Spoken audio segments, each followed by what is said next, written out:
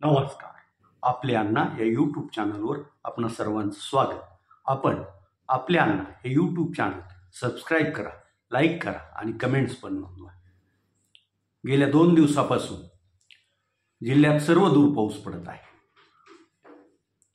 रविवारी तर जिल्ह्यातील तुळजापूर आणि पाडोळी अक्कूबाई या 2 महसूल मंडळात अतिवृष्टी झाली. गेल्या वर्षी जुलै महिन्याच्या या काळात जवळपास 93 मिलीमीटर पाऊस पडला होता. तर या जुलैच्या पहिल्याच आठवड्यात जिल्ह्यात 56 मिलीमीटर पावसाची नोंद झाली आहे. कालही रात्रभर पावसाची रिपरिप चालू होती आणि एक तासभर मुसळधार असाही पाऊस पडला. त्यामुळं दहिपळ, सेलगाव या भागात तून वाहणाऱ्या तेरणा नदीला आणि त्यात नदीला जोडणाऱ्या ओढ्यांना पूरसदृश्य पाणी वाहतानाचे दृश्य पाहायला मिळालं.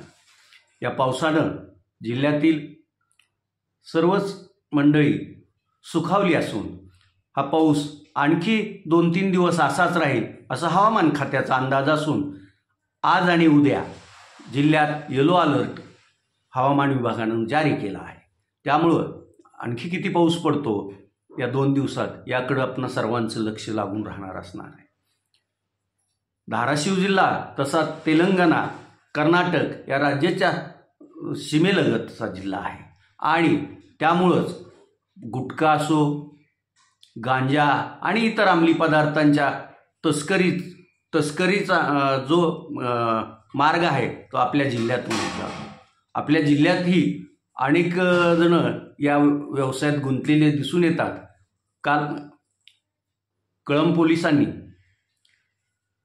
मनुष्यबळ योजना म्हणजे कळंब ते बार्शी रस्त्यावरील इकडं मांडव्याकडं आणि इकडं मोह्याकडं जाणाऱ्या त्या चौकात सापळा रचून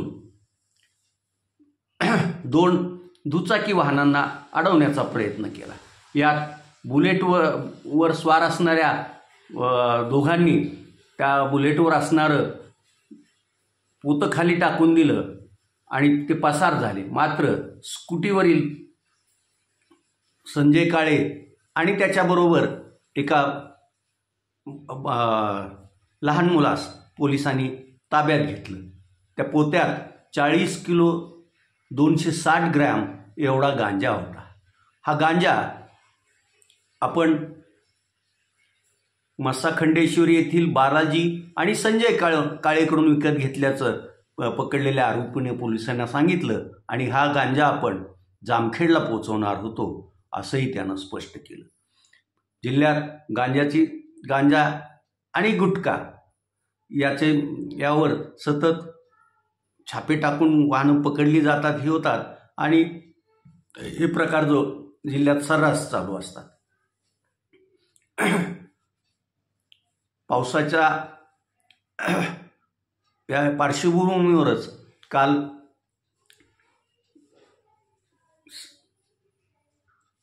दिवसभर ऊन काही पडलेलं नव्हतं आणि त्यामुळं वातावरणात जरा वेगळेपणा जाणवत होता. उद्या ओबीसी प्रवर्गातून मराठ्यांना आरक्षण मिळावं या मागणीसाठी मनोज जरांगे पाटील यांची जी मराठवाड्यात मराठा जनजागरण शांतता यात्रा चालू आहे तिचं धाराशिव शहरात आगमन होणार आहे. शहरात अहिल्याबाई होळकर चौकापासून ते छत्रपती शिवाजी महाराज चौकापर्यंत ह्या शांतता यात्रेचा शहरात प्रवास असणार असून छत्रपती शिवाजी महाराज चौकात मनोज जरांगे पाटील यांची जाहीर सभा पण होणार आहे. या सभेसाठी आणि जनजागरण शांतता यात्रेसाठी जिल्ह्यातून 5 लाखाच्या वर मराठा बांधव उपस्थित राहणार असल्याची माहिती सकल मराठा समाज बांधवांनी दिलेली आहे.